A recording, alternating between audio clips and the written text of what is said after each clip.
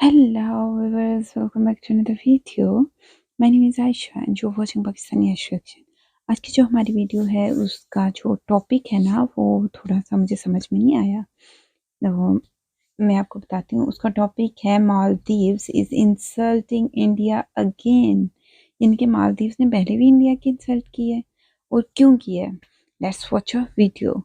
और अगर आपने अभी तक मेरे चैनल को सब्सक्राइब नहीं किया तो पहले चैनल को सब्सक्राइब कर लें एंड लेट्स वॉच। मालदीव्स अब एक देश पर निर्भर नहीं रहेगा और मालदीव्स इंडिया का बिजनेस खत्म करेगा।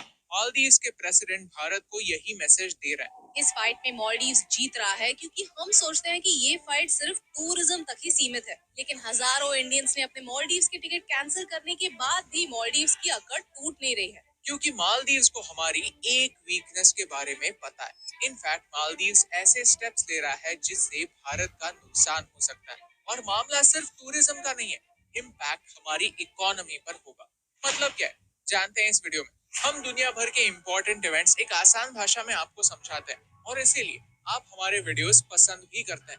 लेकिन आप में से कई लोग सब्सक्राइब बटन पर क्लिक करना भूल गए। कोई बात नहीं, आपका प्यार भी हमारे लिए काफी इम्पोर्टेंट है। लेकिन अगर आप उस सब्सक्राइब बटन पर क्लिक करते हैं तो इस वीडियो का मैसेज और लोगों तक पहुंचता है और इससे हमारे साथ साथ देश का भी फायदा होता है। तो प्लीज आपके लिए बस एक 2 सेकंड का काम है, लेकिन इससे हमें और बेहतर रिसर्च करके बेहतर वीडियोस बनाने का हौसला मिलता है। चैप्टर 1, मालदीव्स का घमंड। कुछ दिनों से ट्विटर पर आग लगी हुई है। Maldives versus India, boycott Maldives, visit Lakshadweep, ऐसे हैशटैग्स ट्रेंड हो रहे हैं। हमें लगा था कि मालदीव्स उनकी गलतियों के लिए माफी मांगेगा, लेकिन उनका रिएक्शन एग्जैक्टली उल्टा था। उनके प्रेसिडेंट चाइना गए और उन्होंने चाइना के साथ 20 अग्रीमेंट्स किए। इसमें चाइना ने कहा कि वो टूरिस्ट तो भेजेंगे ही साथ मालदीव्स को ग्रांट्स भी देंगे। मालदीव्स ने प्रॉमिस किया है कि वो बेल्ट एंड रोड इनिशिएटिव का हिस्सा बनेंगे। इन ग्रांट्स में चाइना का क्या फायदा है आगे जानेंगे। मतलब यह है कि चाइना ने ये अश्योरेंस दिया है कि भारत ने बॉयकॉट किया तो करने दो, हम पैसा फेंकेंगे, हमारे लोग टूरिस्ट बनकर आपके पास आएंगे, वहां पैसा खर्च करेंगे, यानी भारत के बॉयकॉट का इम्पैक्ट आप पर होगा जीरो। उन्होंने कहा कि इंडियन ओशन सिर्फ किसी एक देश का नहीं है। हम एक छोटा देश है, लेकिन हमें कोई भी देश बुली नहीं कर सकता। यानी मालदीव्स भारत को बुली कह रहा है, whereas उन्होंने ही हमारे पीएम को एक क्लाउन कहा था। उनके मिनिस्टर्स ने हमारे अगेंस्ट कमेंट्स किए थे कि हमारा नेशनल कल्चर खुले में टॉयलेट करने का है। उनके प्रेसिडेंट खुद इंडिया आउट कैंपेन के दम पर जीत कर आए हैं, लेकिन आज उनकी अकड़ का रीजन यही है कि उनकी प्लानिंग काफी सही है। मालदीव्स ने एक एक चीज पकड़ी है जिसके लिए वो भारत पर निर्भर है और रिप्लेसमेंट ढूंढना स्टार्ट किया है। फॉर एग्जाम्पल मालदीव्स के लोग भारत आकर स्टडी करते हैं, अब वो चाइना में स्टडी करेंगे। वो भारत से राइस, शुगर और वीट इंपोर्ट करते हैं, तो उन्होंने टर्की से अग्रीमेंट कर दिए कि अब वो टर्की से ये चीजें इंपोर्ट कर पाएंगे। मालदीव्स में हॉस्पिटल्स नहीं है, तो उनके रेसिडेंट्स भारत ट्रीटमेंट के लिए जाते थे। अब उनके प्रेसिडेंट कहते हैं कि वो बेहतर जगह जाएंगे, जैसे यूएई या थाईलैंड। यानी वो कह रहे हैं कि भारत की मेडिकल सर्विसेज अच्छी नहीं है, यूएई और थाईलैंड में हमसे बेहतर सर्विसेज हैं। वो ये मैसेज सिर्फ खुद के लिए नहीं, पूरी दुनिया के लिए दे रहे हैं। चाइना और मालदीव्स में डायरेक्ट फ्लाइट्स बढ़ने वाली हैं। चाइना ने प्रॉमिस किया है कि वो जैसे कोविड के पहले टूरिस्ट भेजता था वैसे ही अब भी भेजेगा, इनफैक्ट डबल करेगा। ये सारी बातें मालदीव्स को कॉन्फिडेंस देती हैं भारत को एक डेडलाइन देने की कि 15 मार्च से पहले अपने सारे सोल्जर्स को यहाँ से हटाओ। चैप्टर 2, मालदीव्स की इकोनॉमी। कुछ देशों में होटल्स होते हैं, लेकिन मालदीव्स एक बड़ा होटल है जिसके कुछ पार्ट्स में देश है। What do I mean, let me explain. Maldives ये देश अलग अलग आइलैंड से बना हुआ है। कितने आइलैंड्स पता है? 1190 छोटे बड़े आइलैंड्स, जिनमें से सिर्फ 189 आइलैंड्स पर लोकल्स रहते हैं। बाकी के सारे आइलैंड्स या तो खाली है या तो वहाँ पे रिजॉर्ट्स बने हुए हैं। 50 साल पहले यहाँ एक भी लग्जरी रिजॉर्ट नहीं था और इसका एक रीजन भी था। यूनाइटेड नेशंस ने खुद कहा था कि मालदीव्स टूरिज्म के लिए सूटेबल नहीं है। इसका मेन रीजन है climate change. Maldives Indian ocean के लोएस्ट एरियाज में आता है। ग्लोबल वार्मिंग की वजह से जब समंदर का पानी बढ़ेगा तो 80% मालदीव्स अंडर वाटर होगा और ये बात अगले 25 सालों में एक रियलिटी होने वाली है। मालदीव्स दुनिया के 5 ऐसे नेशंस में से है जो कुछ समय के बाद कंप्लीटली अंडर वाटर होगा। तो फिर मालदीव्स के सारे लोगों को या तो किसी करीबी देश में शिफ्ट होना पड़ेगा या फिर एक्वामैन बनकर जीना होगा। यूनाइटेड नेशंस को इस बात की जानकारी थी और इसीलिए मालदीव्स को वार्न भी किया गया था। इन वार्निंग्स के बावजूद 1972 में मालदीव्स में पहला रिजॉर्ट ओपन हुआ। ये है कुरुम्बा रिजॉर्ट, जिसके दम पर धीरे धीरे फॉरेन टूरिस्ट मालदीव्स आने लगे। मालदीव्स ने 1972 में ही एक फॉर्मूला जान लिया था कि वो अकेले कुछ नहीं कर सकते, उन्हें पार्टनरशिप्स की जरूरत थी। आने वाले समय में वो नए पार्टनर्स ढूंढने लगे। शुरुआत हुई श्रीलंका से। अहमद नसीब और जॉर्ज कॉर्बिन श्रीलंका के कोलंबो में मिले। नसीब मालदीव्स के एम्बेसी में एक जूनियर मिनिस्टर था। कॉर्बिन एक इटालियन ट्रैवल एजेंट। उसे इटालियन लोगों के लिए एक नया सुंदर लोकेशन चाहिए था, जहां इटालियन लोग स्विमिंग कर सके। और इटालियन लोगों को बीचेस कितने पसंद है, आपको तो पता ही होगा। मालदीव्स के पास नेचुरल ब्यूटी तो थी, लेकिन टूरिस्ट के लिए सुविधाएं नहीं थी। टॉयलेट्स नहीं थे, पीने का पानी नहीं था, होटल्स नहीं थे। इंस्टेड छोटे छोटे हट्स थे जहां लोग रह सकते थे। ये पुराना मालदीव्स आज एक अल्ट्रा लग्जरी मालदीव्स कैसे बना? एक स्कीम के साथ, वन आइलैंड वन रिजॉर्ट। कोई भी देश डेवलप करने के लिए पैसा लगता है, कैपिटल लगता है, जो मालदीव्स के पास था नहीं, तो उन्होंने दूसरे देशों की मदद ली। प्राइवेटाइजेशन ऑफ आइलैंड स्टार्ट किया। उन्हें सिर्फ एक जगह नहीं, पूरा का पूरा आइलैंड दे दिया कि यहाँ आप प्राइवेटली प्रॉपर्टीज डेवलप करो, लग्जरी विलास बनाओ और टूरिस्ट को ले आओ। यानी मालदीव्स की डेवलपमेंट ही देश के टुकड़ों को बेचकर हो रही थी। ये बात समझनी इम्पोर्टेंट है, क्योंकि ये उनकी हिपोक्रेसी एक्सपोज करती है। आज उनके प्रेसिडेंट कहते हैं कि फॉरेन मिलिट्री उनके लैंड पर कदम नहीं रख सकती। उन्होंने अपना पूरा इंडिया आउट कैंपेन इसी लॉजिक से चलाया। उनके लिए अपनी सॉवरेनिटी काफी इम्पोर्टेंट है, लेकिन वो ये बात भूल रहे हैं कि उन्होंने अपना लैंड दूसरे देशों को बेच कर या फिर दूसरी कंपनीज को बेच कर ही अपनी पूरी इकोनॉमी बनाई। हिपोक्रेसी की भी सीमा होती है। मालदीव्स दूसरे देशों की कंपनीज को उनके आइलैंड्स खरीदने क्यों देता है? क्योंकि वो उन पर जमकर टैक्स कमाता है। टूरिज्म मालदीव्स के जीडीपी का 28% कंट्रीब्यूट करता है। उनके टैक्स में आने वाले टोटल पैसे में से 20% यानी 1/5 टूरिज्म से ही आता है। इसी टूरिज्म इंडस्ट्री को प्रमोट करने के लिए मालदीव्स एक्टर्स, कंटेंट क्रिएटर्स को पैसे देता है या फिर फ्री में अपने होटल में रहने देता है। बदले में उन्हें कहता है फोटोज इंस्टाग्राम पर डालो ताकि बाकी के लोगों को फोमो महसूस हो। कोविड के समय उन्होंने सेलिब्रिटीज और वेल्दी लोगों को उनके आइलैंड्स पर रहने दिया। सोशल डिस्टेंसिंग इंडिया में तो काफी डिफिकल्ट है, तो उन्हें मालदीव्स बुलाया। उन्हें कहा कि आप यहाँ पर आराम से रहो, यहाँ के बीचेस एक्सप्लोर करो, साफ हवा में सांस लो। कहाँ वहाँ भारत की भीड़ में रहते हो।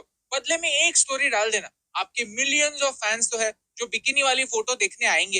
ये एक वेल डॉक्यूमेंटेड फैक्ट है, जहां मालदीव्स के होटल ओनर्स कहते हैं we have become a beneficiary of Covid. गलती उन सेलिब्रिटीज की नहीं है दोस्तों, गलती हमारी है कि हम इस क्लियर स्ट्रेटेजी को देख ना पाए। हम ये समझ ना सके कि नेशनलिज्म सिर्फ फिल्में बेचने के समय याद आता है, बाकी समय सब अपना अपना देखने में व्यस्त होता है। चैप्टर 3, चाइना और ब्रेन वॉशिंग। हम मालदीव्स के किस्से में फोकस टूरिज्म पर कर रहे हैं, लेकिन हमें फोकस ट्रेड पर करना ज्यादा इम्पोर्टेंट है। ट्रेड के लिए मालदीव्स का लोकेशन काफी इम्पोर्टेंट है। क्यों? ये हमने पहले की वीडियो में ऑलरेडी एक्सप्लेन किया हुआ है, लेकिन फिर भी रिवाइज किया जाए तो गल्फ देशों से चाइना आने वाले रूट्स मालदीव से होकर ही गुजरते हैं। तो मालदीव से दोस्ती होना चाइना के फायदे में है, और चाइना यही बेल्ट एंड रोड इनिशिएटिव के साथ करना चाहता है। अगर मालदीव्स भारत का दोस्त बना रहा तो भारत इस रास्ते को कभी भी चोक कर सकता है। आज मालदीव्स का प्रेसिडेंट एंटी इंडिया है, और फ्यूचर में ऐसा ना हो तो उन्होंने ऑलरेडी इंडियन आर्म्ड फोर्सेस को यहाँ से हटाओ ऐसे ही कह दिया है। चाइना कई देशों को अपने कर्जे में फंसाता है,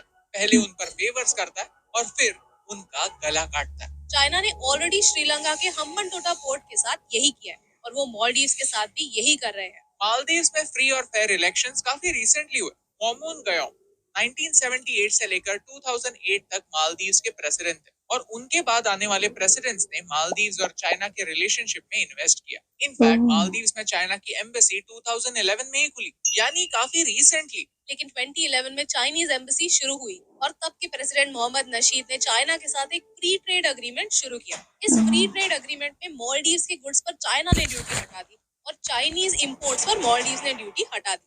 इस सब की वजह से चाइना से प्रोडक्ट्स मालदीव्स में आने लगे।